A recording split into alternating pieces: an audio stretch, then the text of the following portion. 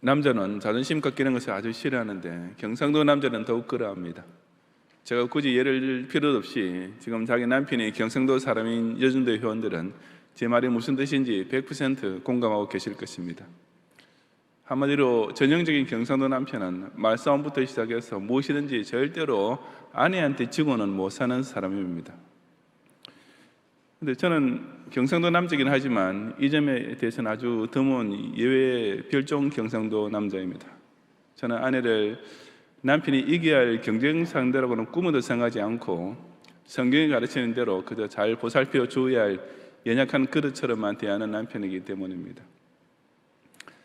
하지만 대부분의 남자들이 무엇이든지 여자에게 지는 것을 남자로서의 크나큰 수치로 여기는 현실을 두고 보자면 옛날 이스라엘 백성의 남정네들이 오늘 본문에 나오는 사건을 통해 그 얼마나 크게 자존심이 상했을지는 쉬이 짐작하고도 남음이 있습니다. 왜냐하면 여기서는 온 이스라엘 민족이 조금 저소하게 표현해서 오로지 두 여편네 덕분에 살아나게 된 기가 막힌 일이 벌어졌기 때문입니다. 가나안 땅에 거주하며 사사시대를 통과하고 있던 이스라엘은 그들이 저지른 범죄로 인하여 가나안 왕 야빈의 군대에게 공격을 당하는 벌을 받게 되었습니다. 상대를 할 수 없는 압도적인 강력한 적군의 침략 앞에 온 이스라엘 민족은 그야말로 풍전등화 같은 처지에 빠지게 되었습니다.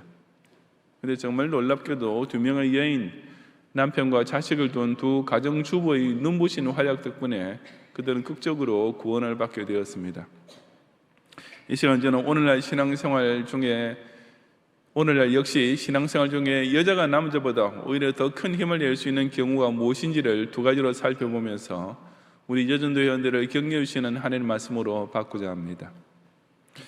첫째, 여자도 하나님 말씀의 은혜에 충만하면 오히려 남자에게 힘을 더해 줄 수 있습니다. 바로 이것이 라피도스의 아내 드보라가 보여준 실제 사례였습니다. 본문 4절부터 10절까지 우리 다 같이 함께 봉독하겠습니다. 그때 라피도스의 아내 여선지자 드보라가 이스라엘의 사사가 되었는데 그는 에브라임 산지 라마와 베델 사이 드보라의 종려나무 아래에 거주하였고 이스라엘에서는 그에게 나아가 재판을 받더라. 드보라가 사람을 보내어 아비노함의 아들 바락을 납달리 게데스에서 불러다가 그에게 이르되 이스라엘의 하나님 여호와께서 이같이 명령하지 아니하시느냐? 너는 납달리 자손과 스불론 자손 10,000명을 거느리고 다볼산으로 가라. 내가 야벤의 군대 장관 시스라와 그의 병거들과 그의 무리를 기송강으로 이끌어 내게 이르게 하고 그를 내 손에 넘겨주리라 하셨느니라. 바락이 그에게 이르되 만일 당신이 나와 함께 가면 내가 가리리와 만일 당신이 나와 함께 가지 아니하면 나도 가지 아니하겠노라 하니 이르되 내가 반드시 너와 함께 가리라. 그러나 내가 이번에 가는 길에서는 영광을 얻지 못하리니 이는 여호와께서 시스라를 여인의 손에 파실 것임이니라 하고 드보라가 일어나 바락과 함께 게데스로 가니라. 바락이 스불론과 납달리를 게데스로 부르니 10,000명이 그를 따라 올라가고 드보라도 그와 함께 올라가니라. 아멘. 이스라엘 침공한 가나안 왕 야빈의 군대 장관은 용사로 이름 높은 시스라였지만 그보다 이스라엘에게 더 큰 문제는 3절에 나오는 대로 그가 거느리고 있던 철병거 900대였습니다. 철병거는 당시 전투에서는 그의 무적이라 할 만한 강력한 신무기였기 때문에 이스라엘은 20년 동안이나 야빈에게 꼼짝 못하고 심히 학대를 당할 수밖에 없었던 것입니다. 하지만 그처럼 암담하고 절망적이기만 했던 그때 하나님께서는 한 여선지자를 사서로 세우셨습니다. 비록 선지자였고 백성을 재판하는 사사의 직무까지 겸임했지만 본문에서 굳이 그녀를 가리켜 라피도스의 아내라고 밝히고 있듯이 그녀 역시 한 남편의 아내 된 가정주부이기도 되었습니다. 그처럼 한 여인에 불과했던 드보라가 그 절망적인 국난의 상황 속에서 과연 어떻게 나라를 구해내는 인물이 되었습니까? 드보라 선지자는 일단 바락을 군대 장관으로 사령관으로 임명하면서 이스라엘의 하나님 여호와께서 명하신 말씀을 전해주었습니다. 그리고 그로 하여금 군사를 모병하여 야빈의 기갑 부대를 대항하여 다볼산으로 가서 진을 치고 대기하라고 지시했습니다. 그러면 하나님께서 야빈의 병거와 군대를 기송강으로 이끌어 오셔서 이스라엘 군대의 손에 붙이실 것이라고 일러주었습니다. 여기 나타난 다볼산과 기송강이란 두 지명은 전술적으로 매우 깊은 의미를 내포하고 있는 곳들입니다. 우선 다볼산은 해발 약 550m의 고지로서 이스라엘군이 여기에 진을 치게 되면 야빈의 철병거가는 압도적인 기동성과 돌파력을 그에 무력화시킬 수 있는 지형이었습니다. 쉽게 짐작할 수 있듯이 많이 끄는 병거니까 오르막을 빠른 속도로 진기하기는 훨씬 더 어려워지기 때문입니다. 또한 기송강으로 그 야빈의 병거 부대를 유인한 것은 그것이 겨울철에는 항상 만수인데다가 예기치 못한 폭우의 가능성까지 있음을 계산해서 짠 작전이었습니다. 오늘날 지상전의 총알 탱크도 지능탕에서는 기동력을 제대로 발휘할 수 있는 것과 꼭 마찬가지로 옛날의 병거 역시 비온 후의 강가에서는 제구시를 할 수 없었기 때문이었습니다. 하나님 말씀의 영광을 받은 드보라가 그처럼 기가 막힌 작전을 바락에게 내리자 바락은 그 드보라에게 전쟁 때까지 자기와 동행해 달라고 간절히 요청했습니다. 이것은 일견 자존심 있는 사내 대장부라면 결코 할 수 없는 못난 행동처럼 보입니다. 한갓 아니자에게 총탄이 쏟아지고 포탄이 장렬하기를 최전선까지 같이 가달라고 사정을 하면서 만약 그렇게 해주지 않으면 자기도 전쟁에 못 나가겠다고 때를 쓰는 모습은 한 나라의 총사령관으로서는 정말 창피한 꼴일 수밖에 없는 것입니다. 하지만 우리는 여기서 그럴 수밖에 없었던 바락의 심정을 이해할 수 있어야 합니다. 아무리 여자라 할지라도 그처럼 하나님의 말씀으로 권위 있게 자기에게 지시하는 드보라가 전투 중에 그저 곁에 있어주기만 해도 그것이 자신에게 천군만마보다 더 믿음직한 용기와 힘을 더해줄 것을 바락이 알았기 때문이었습니다. 12절에 보면 바락이 다볼산에 진을 쳤다는 정보를 입수한 시스라는 그 지형에 대한 전술적 불리함을 고려해 볼 생각도 하지 않고 곧장 자기 군대를 이끌고 공격해 왔습니다. 그러다 바락과 함께 전장에까지 동행했던 드보라는 바락 사령관에게 일어나라, 이는 여호와께서 시스라를 내 손에 넘겨주신 날이라 하고 격려하면서 전투에 적극적으로 임하도록 독전했습니다. 그 결과 시스라의 온 부대와 그의 철병거 부대는 순식간에 참패를 당하고 말았습니다. 특히 15절에서 시스라가 병거에서 내려 걸어서 도망했다는 기록은 아주 의미심장합니다. 지금 1초라도 더 빨리 도망가야 하는 판인데 왜 굳이 병거에서 내려 도보로 도망했겠습니까? 그래서 당시 상황이 병거가 기동성을 발휘할 수 없게 되어서 그냥 자기 발로 도망하는 편이 훨씬 더 빨랐기 때문이었음이 분명합니다. 바로 다음에 나오는 5장은 이날의 성전 후에 드보라와 바락이 부른 찬송시인데 그 21절에 보면 기송강은 그 무리를 표류시켰으니 라는 말이 나옵니다. 그렇다면 이 기록이 암시해 주듯이 어쩌면 그 전투 중에 때 아닌 폭우가 쏟아져 그 기송강 주변을 진흙탕으로 만들어 병거들이 꼼짝할 수 없는 상황이 벌어질 가능성도 아주 농후합니다.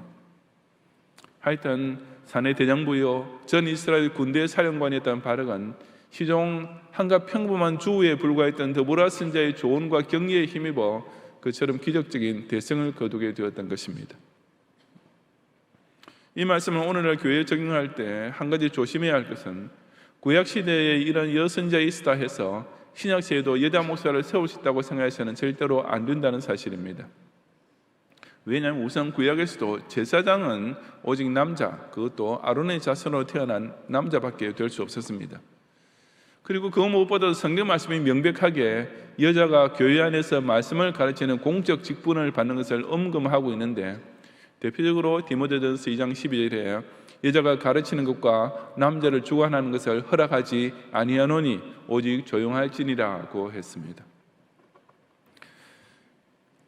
이처럼 여성도가 목사 장로는 될 수 없지만 그렇다고 해서 여러분이 말씀으로 은혜 받고 그 능력을 발휘하는 길마저 막혀 있는 것은 절대로 아닙니다.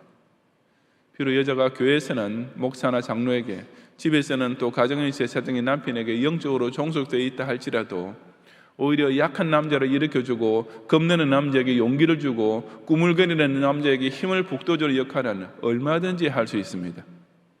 바로 성경 말씀, 설교 말씀을 듣고 깨닫고 순종할 줄 아는 자세에 있어서 아내가 남편보다 앞서게 되면 그런 아내는 남자가 백날 머리를 굴려도 떠올릴 수 없는 놀라운 지혜를 오히려 남편에게 가르쳐주게 됩니다. 말씀의 능력을 받은 여인은 그 자존심 센 남자라도 오히려 의지하고 싶은 마음이 절로 들 정도로 든든한 동반자가 될 수 있는 것입니다. 그렇다면 여자가 남자보다 힘이 약하다는 것이 무슨 단점이 되겠습니까? 여자가 교회에서 목사나 장로가 될 수 없고 가정의 제사장은 남자가 되어야 한다고 해서 그것이 어떻게 여자를 남자보다 열등한 존재로 만들겠습니까? 여러분께서 하나님의 말씀 은혜만 충만하면 남자가 겁을 집어먹거나 우물쭈물하고 있을 때조차 오히려 그를 뒤에서 격려하고 독려하여 싸움에 나가서 이기게 만들 수 있습니다. 이스라엘의 하나님 여호와께서 명하신 말씀을 받음으로써 한 장군을 명장으로 만들고 조국과 동족 전체를 구원해냈던 드보라처럼 오직 말씀 충만한 은혜를 받음으로써 목사를 돕고 남편을 장로로 세우고 주의 나라 의를 위한 선한 일에 위대한 업적을 남기는 여전도회 회원들이 되시기 바랍니다. 둘째로 여자 고유의 능력만 가지고도 교회가 승리하게 만드는 큰 역할을 해낼 수 있습니다. 바로 헤벨의 아내 야일이 그 대표적인 경우였습니다. 17절 이하 24절까지 함께 봉독하겠습니다. 시세라가 걸어서 도망하여 겐 사람 헤벨의 아내 야일의 장막에 이르렀으니 이는 하솔 왕 야빈과 겐 사람 헤벨의 집 사이에는 화평이 있습니다. 야일이 나가 시세라를 영접하며 그에게 말하되 나의 주여 들어오소서 내게로 들어오시고 두려워하지 마소서 하며 그가 그 장막에 들어가니 야일이 이불로 그를 덮으니라. 시세라가 그에게 말하되 청하노니 내게 물을 조금 마시게 하라. 내가 목이 마르다 하며 우유 부대를 열어 그에게 마시게 하고 그를 덮으니 그가 또 이르되 장막문에 섰다가 만일 사람이 와서 내게 묻기를 여기 어떤 사람이 있느냐 하거든 너는 없다 하라 하고 그가 깊이 잠드니 헤벨의 아내 야일이 장막 말뚝을 가지고 손에 방망이를 들고 그에게로 가만히 가서 말뚝의 관전우리에 박으며 말뚝이 꿰뚫고 땅에 박히니 그가 기절하여 죽으니라. 바락이 시세라를 초기할 때 야일이 나가서 그를 맞아 그에게 이르되 오라 내가 찾는 그 사람을 내가 네게 보이리라 하며 바락이 그에게 들어가 보니 시세라가 엎드려 죽었고 말뚝이 그의 관전우리에 박혔더라. 이와 같이 이날에 하나님의 가나안 왕 야빈을 이스라엘 손 앞에 굴복하게 하신지라. 이스라엘 손에 가나안 왕 야빈을 점점 더 눌러서 마침내 가나안 왕 야빈을 진멸하였더라. 아멘. 이 장면에 등장하는 야일의 남편 겐 사람 헤벨은 11절에 모세의 장인 호밥의 자손이라고 했습니다. 저 이방 민족이긴 했지만 모세와의 관계가 인연이 되어서 이스라엘과 함께 살게 된 족속이었던 것입니다. 그 헤벨이 자기 족속을 떠나 이사를 해서 게데스에 와서 새 장막을 막 쳤습니다. 야일이 자기 남편과 함께 우연히 이사 오게 된 곳이 마침 게데스, 9절에 있는 대로 지금 시스라의 군대와 바락의 군대가 전쟁을 하고 있던 바로 그곳이었던 것입니다.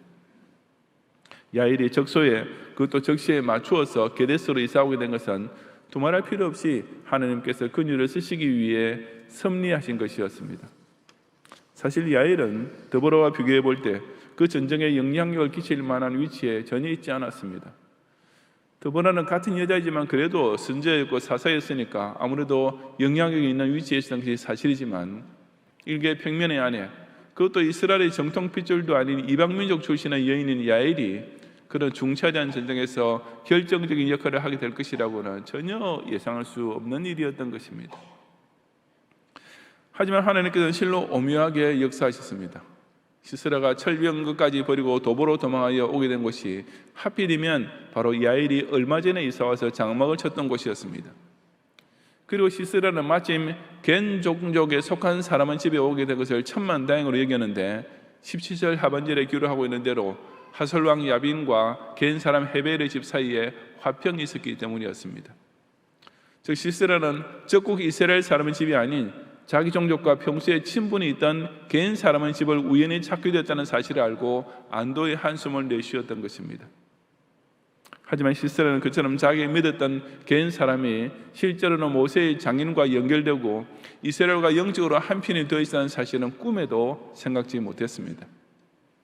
하나님께서는 그처럼 인과관계와 타이밍을 실로 절묘하게 조절하시어 야일로 하여금 절로의 기회를 맞이하도록 이끄셨던 것입니다. 그리고 야일은 그 호기를 놓치지 않았습니다. 일단은 시세라를 정중히 영접하고 이불을 덮어주고 우유까지 마시게 해주고 또 그동안 다른 사람이 의심하지 않도록 문 앞에서 망을 봐주겠다고까지 말했습니다. 야일이 얼마나 예쁜 아주머니였는지는 알 수 없지만 그런 상황에서 자기를 그처럼 친절하게 영접해주는 그녀를 보고 시스라는 그저 홀딱 넘어갈 수밖에 없을 것이 분명합니다. 그래서 시스라는 눈곱만큼 의심도 없이 장막에 들어가서 그녀가 깔아준 이불에 정말 마음 푹 놓고 다리를 쭉 뻗고 잠들었습니다. 그러자 조금 전까지 그처럼 상냥하고 친절하던 멋진 여성 야일이 그 시스라가 깊이 잠들게 되자 한순간에 싹 다른 사람으로 돌변합니다. 그녀는 장막을 세울 때 쓰는 말뚝과 방망이를 가지고 시스라가 잠들고 있던 장막으로 살금이 들어가서 세상 모르고 자고 있던 시스라의 관자놀이에 그 말뚝을 박아서 즉사시켜 버렸던 것입니다. 차라리 부엌칼 같은 것을 사용하지 하필은 왜 장막 말뚝과 방망이를 이용했을까라고 생각되십니까? 하지만 그 말뚝과 방망이야말로 바로 그 상황에서 야일에게 있어서는 자기 손 가장 가까이 있는 무기인 동시에 또한 여자의 몸이지만 그녀의 손에 아주 익숙한 도구이기도 했기 때문이었습니다. 야영을 가보셔서 아시겠지만 요즘도 텐트 칠 때 꼭 필요한 것이 팩, 즉 당시의 말뚝과 망치, 즉 방망이가 아니겠습니까? 그리고 사사시대 당시 장막을 옮길 때 그처럼 텐트를 치고 걷고 하는 일은 남자가 아니라 주로 여자가 했었습니다. 그러니 야일은 다른 제주는 혹 모르지만 적어도 장막을 치고 걷을 때 쓰는 도구인 말뚝과 방망이를 사용하는 것만큼은 한석봉 어머니가 불 꺼놓고 떡가리를 썰었듯이 그야말로 눈 감고 할 수 있을 만큼 숙달되어 있었을 것입니다. 더구나 이사 온 지 얼마 되지 않았으니 그 말뚝과 방망이를 찾기도 쉬웠을 것이고 얼마 전에도 직접 사용해 보았으니 그것들을 쓰는 법도 방금 전에 한 차례 리허설을 끝낸 것이나 다름없는 시점이었습니다. 그러니 야일에게 있어서는 그처럼 말뚝과 방망이로서 시스를 죽이는 일이 칼을 쓴다든지 창으로 찌른다든지 하는 것보다 100배 더 손쉬운 방법이었을 것이 분명합니다. 하나님께서는 이처럼 야일이 여인으로서 가진 가장 숙달된 재주, 당시 여인이라면 다 가지고 있던 고유한 능력을 그 장대한 적군의 장수 시스라를 죽이는 엄청난 일에 절묘하게 쓰이게 하셨던 것입니다. 이름 없는 이방 여인, 평소에 무기 쓰는 법이라고는 연습해 본 적도 없고 그저 평범한 가정주부로서 할 줄 아는 것이라고는 남편은 시중 들고 장막 치는 솜씨 이 두 가지밖에 없던 야일이었습니다. 하지만 야일은 바로 그 여인의 평범하게 짝이 없는 실력 두 가지만으로도 충분했습니다. 즉 평소에 남편 시중을 들 때 익혔던 자세로 사근사근하고 공손하고 자상하게 대접함으로써 시스라를 속여 자기 장막 안에서 마음 터놓고 잠들게 만든 후에 다른 한 가지 평소 실력, 즉 말뚝 박는 그 솜씨를 10분 발휘하여 그를 단번에 죽이는 큰 일을 해내고 말았던 것입니다. 하나님 일에 헌신한다는 것은 이처럼 많은 재주를 가져야만 되는 일이 아니며 평소부터 그 방면에 남다른 실력이 꼭 있어야만 되는 것도 아닙니다. 남보다 성경 말씀에 해박하고 기도도 유창하게 잘하고 신앙생활 오래 숙달된 교인만 할 수 있는 일도 물론 아닙니다. 헌신하기에 제대로 준비된 것은 아직 없어 보이고 별로 할 줄 아는 것도 역시 없어 보여도 하나님께서 우리 각 사람에게 주신 자기의 재능, 자기의 특기, 자기가 그래도 할 줄 아는 한두 가지, 바로 그것만 가지고도 우리는 얼마든지 야일처럼 하나님 일에 크게 쓰임 받을 수 있다는 것을 결코 잊지 말아야 합니다. 아내가 가정을 잘 보살피고 지키는 것, 그것은 실로 여자 고유의 영역인 동시에 정말 중대한 일입니다. 여러분이 집에서 매일 남편과 자녀를 위해 하루 세 끼 혹은 두 끼 한 끼도 있겠지만 정성껏 식사를 차려주는 것, 이거 정말 보통 일이 아닙니다. 물론 대부분의 남편은 그것을 모르고 있다는 것이 문제이기는 합니다. 하지만 저는 미국에 살 동안 제 아내 건강이 좋지 않아서 20년 내내 제가 우리 가족의 밥상을 차렸기 때문에 본인은 손끝 하나 까딱하지 않고 순전히 남이 차려준 밥상 앞에 앉아 밥을 먹을 수 있다는 것이 얼마나 행복한 일인지를 잘 압니다. 남편 여러분께서는 부디 여러분 아내가 아침 저녁 차려주는 밥상을 뗄 때 제발 여보 맛있게 먹었어요 라고 딱 한마디만으로도 꼭 좀 칭찬하시고 감사를 표해 주시기 바랍니다. 정말이지 주부들이 매일 하는 밥상 차리기는 지극히 흔하고 대수롭지 않은 일 같지만 사실은 바로 그것 때문에 여러분의 남편은 목사로 목회를 할 수 있고 장로로서 열심히 돈을 벌어 교회에 헌금할 수 있으며 여러분의 자녀는 건강하게 잘 자라서 장차 교회의 차세대 일꾼이 될 수 있는 것입니다. 여러분의 남편을 위해서 매일 기도해 주는 것 역시 정말 보통 엄청난 일이 아닙니다. 원로 목사님의 사모님, 즉 제 어머니께서도 정말 기도를 열심히 그리고 기도만 하시는 사모님이십니다. 옛날 우리 교회 홈페이지에는 자유롭게 게시할 수 있는 인터넷 카페가 있었는데 언젠가 그 자유 게시판에 이런 글이 올라왔습니다.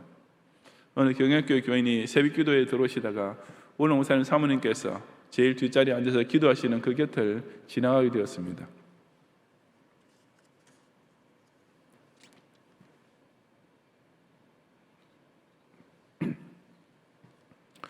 그리고 그 순간 그 교인은 오늘 목사님 사모님 눈에서 굵은 눈물이 한 방울 뚝 떨어지는 것을 보셨습니다.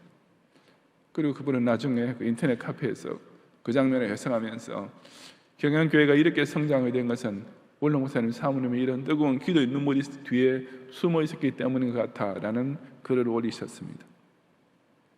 저는 목회를 하면서 여전 사람들을 통해서도 그와 비슷한 체험을 수없이 합니다. 목사는 그래도 교인들로부터 존경과 사랑을 받지만 여전 사람들은 장로, 사모, 권사, 집사 아니 일반 성도로부터도 만홀히 여김 당하기 일쑤이고 때로는 담당 교구 교인의 부신 남편이나 부신 가족으로부터 면전에서 욕을 먹거나 폭력까지 당하기도 합니다. 저는 목사로서 말씀과 기도의 사역에 전무할 동안 우리 전도사님, 여전 사람들은 매일 비가 오나 눈이 오나 바람이 부나 강서 골목골목을 동서남북 서울시내 교구 아파트 하나하나 찾아다니면서 주민들의 문전박대와 관리인들의 멸시 핍박을 당하면서 신방하고 전도를 합니다. 그런 와중에 또 집에서는 아내 노릇, 엄마 역할도 다 해야 하니 정말 1인 3역이요 매일이 오버타임 근무요 실로 사명감 아니고서는 절대로 할 수 없는 직분이 전도사인 것입니다. 그래서 저는 진심으로 이런 생각까지 해봅니다. 어쩌면 천당 가서 예수님 앞에 서게 될 때 목사들이 받게 될 상급보다 전도사님들이 받게 될 상급이 더 많을지 모른다는 생각입니다. 왜냐하면 아무래도 목사님 지상교회 안에서 받을 상을 미리 다 받아버린 것이 아무래도 좀 많을 수밖에 없지만 여전 사람들은 그야말로 이름 없이 빚도 없이 그래도 그저 감사하면서 섬기는 가운데 자기 보물을 하늘에만 쌓아두고 있는 분들이 많기 때문입니다. 여전도회 역시 마찬가지입니다. 물론 둘 다 있어야 하지만 목회하시는 목사님들을 모아놓고 만약 교회 안에 남전도회와 여전도회 둘 중 하나만 조직할 수 있다고 한다면 두말할 것이 예리면 열다 여전도회를 택할 것입니다. 우리 제신노예만 봐도 전국 여전도회 연합회는 있지만 전국 남전도회 연합회는 아예 없지 않습니까? 그만큼 여자들이 하는 일이 많고 또 일을 정말 잘하고 있기 때문입니다. 특히 교인 중에서도 영적으로 육신적으로 약한 자들을 잘 돌보고 보살피는 것, 그래서 여자 성도 특히 권사님들이 훨씬 더 잘할 수 있습니다. 영적 모성애를 발휘하여 교회 안에서 교인 사이의 오해나 내분을 원천 봉쇄함으로써 교회 전체의 인화 협동관계를 따뜻하고도 튼튼하게 세우는 것 역시 여자 고유의 성품과 능력으로만 할 수 있는 일이 아니겠습니까? 그러므로 여자는 남자보다 적은 달란트를 받은 사람이 절대로 아닙니다. 여러분은 남자보다 덜 중요한 고을의 권세를 받은 사람도 아닙니다. 그저 여러분께서 받은 것, 오직 여자만 소유할 수 있는 지혜와 능력만 가지고도 여러분은 목사와 장로에게 없어서는 아니 될 내주자, 교회에 없어서는 안 될 기둥 같은 존재가 될 수 있습니다. 야일이 그녀의 손에 들린 장막치는 말뚝과 방망이만 가지고도 적장을 죽여버리듯이 하나님께서 여러분에게만 주신 여자 고유의 능력을 100% 발휘함으로써 이 지상교회가 교회가 원수 마귀를 무찌르는 승리의 결정적인 역할을 해내는 여전도회 회원들이 되시기 바랍니다. 여전도회 회원 여러분, 두 여인이 한 나라를 구하는 이 위대한 일의 주역으로 사용되었습니다. 두 여인이 온 이스라엘의 남자들도 주저하던 일, 엄두도 내지 못하던 일을 가볍게 해치웠습니다. 말씀에 충만했던 여인은 남자에게 힘을 주어 그들로 하여금 남자들이 당연히 해야 하고 충분히 할 수 있는 일을 하도록 만들었습니다. 지극히 평범한 재주밖에 없던 여인도 자기의 주어진 기회를 놓치지 않고 자기 가진 힘만 지혜롭게 사용함으로써 남자들이나 차지할 수 있을 것으로 여겨졌던 영광을 홀로 다 받았습니다. 여인들의 힘이 한 나라를 구할 정도였다면 그 똑같은 여인들이 오늘도 한 가정을 신앙으로 온전히 세우고 한 교회를 승승장구하게 만드는 역사 역시 넉넉히 할 수 있지 않겠습니까? 그러는 여러분께서 신앙의 여인이 된 것은 얼마나 큰 은혜이겠습니까? 만약 여러분이 하나님의 말씀으로 성화되는 신앙인이 아니었다면 여러분도 어쩌면 아주 잘 돼봐야 유명 브랜드 핸드백이나 눈이 벌게져서 찾아다니는 된장녀가 되어 있었을 것입니다. 전 된장녀란 말이 무슨 뜻인지 잘 모릅니다. 쓰기는 써보는데 왜 된장녀라 그러죠? 어감도 별로 안 좋은데. 여러분이 자신의 달란트를 주의 나라와 의를 위해 사용하는 사명인이 아니었다면 그저 매일 밥 차리고 애만 돌보는 안 사람 노릇만 하다가 어느덧 반엑세일 아니 어쩌면 창고 대방출 시기를 맞이하고 있었을지도 모릅니다.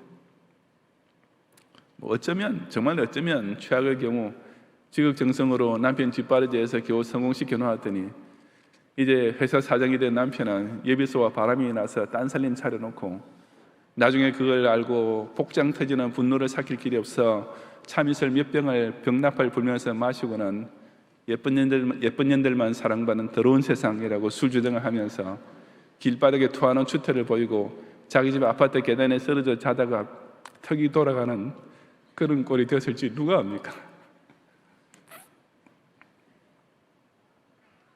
하지만 여러분은 예수 신자가 되고 교회 일원이 됨으로써 그야말로 여자로서 누릴 수 있는 최고의 지위를 누리고 여자만 발휘할 수 있는 고유의 능력을 마음껏 발휘할 수 있게 되었습니다.